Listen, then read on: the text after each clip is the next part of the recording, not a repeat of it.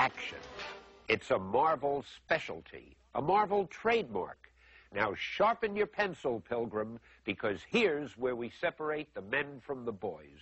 Here's a series of poses depicting several different stages in the action of throwing a punch. I want you to notice how the first drawing and the last seem to have the most impact. These are the shots a Marvel artist would use. Try drawing a series of stick figures performing some action, like running or throwing a ball. Depict as many different stages of that action as possible. Familiarize yourself with the moving body. Use as many lines as you need.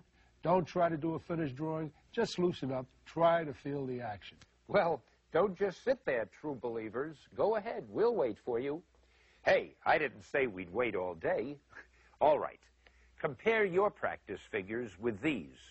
Now, note how the action has been caught in a few simple lines.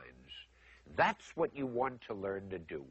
Exaggerate your action, keeping your figure loose, supple, always in motion. The center line drawn through the figure from top to bottom is always drawn first. It gives you the curve or the swing that you want your figure to have. Always remember, every pose has a certain rhythm to it. With one simple center line, you can determine that rhythm and then start building your entire figure around it. Now let's study some figures in motion to see which ones we like and which we don't. And why? Both of these figures are rough sketches of someone running. But notice how much more dramatically this figure is moving. Why? Because his center line has more swing, impelling him forward with force and urgency. Now the same is true here. Both figures depict a reaction to a punch in the jaw.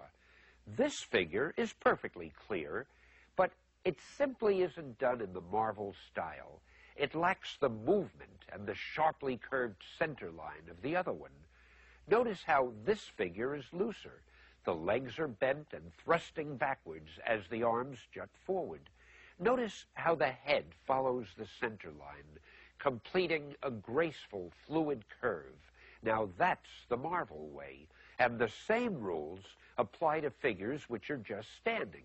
In these examples, the smaller figures are okay, but just okay. They're not particularly dramatic, they're not overly heroic, and most importantly, they're not very interesting. But the larger figures, showing the same poses, are much more dramatic and heroic. Consequently, they're more interesting. Here are some more examples. The variations may not seem to be major, and yet, as simple a device as thrusting the head farther forward or spreading the legs farther apart can make all the difference. They're simple, loose, free and easy, and although each was done with just a few sketchy lines, they're all Marvel-style drawings. Well, I know you're anxious to start drawing a complete figure now, so let's get to it. John has reduced the process to 5 steps. He's begun step 1 with a basic center line to determine the pose and the action curve. Moving quickly to step 2, he's constructing the sketch using the spheres, cubes, and cylinders we studied earlier. This is basic, but it's very essential. It's how the Marvel artists do it. Step 3 is to draw through the figure, doodling and adding the basic details you'll need. Keep your pencil strokes loose, light, and graceful. If a line isn't right, don't worry. Just go over it lightly until it begins to assume the proper form. And don't be afraid to have more lines than you'll want in the finished product at this point. Remember, we're still building.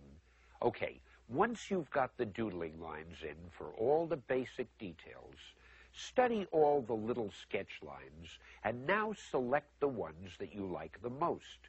Go over those lines again, bearing down harder on the pencil. Take your eraser and clean up the unwanted lines. At this point, your drawing should be beginning to take shape. Remember how we added black tones, shading to our cubes, spheres, and cylinders earlier on? Notice how John gives the figure form and substance by the use of that same shading technique. And don't worry if your first figure doesn't come out looking quite this polished.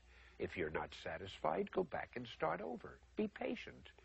Why, it might take as long as 2 or 3 days before you're as good as Big John.